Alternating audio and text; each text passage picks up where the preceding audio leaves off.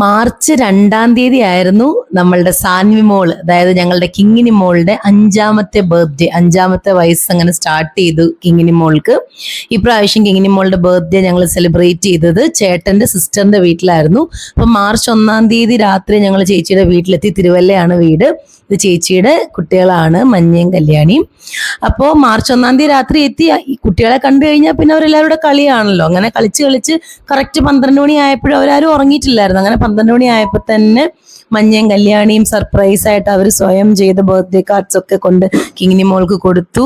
അങ്ങനെ സർപ്രൈസ് ചെയ്തു, അങ്ങനെ സെലിബ്രേറ്റ് ചെയ്തു. അത് കഴിഞ്ഞ് കുറേ നേരം അവരിരുന്ന് കളിച്ച് വരും ഒരു വിധത്തിലാണ് ഞങ്ങൾ കൊണ്ട് കിടത്തിയത്. അങ്ങനെ പിറ്റേ ദിവസം മാർച്ച് 2 രാവിലെ വീണ്ടും കുട്ടിപ്പട്ടാളം, കളിയോട് കളി. കുട്ടികൾ അങ്ങനെയാണല്ലോ.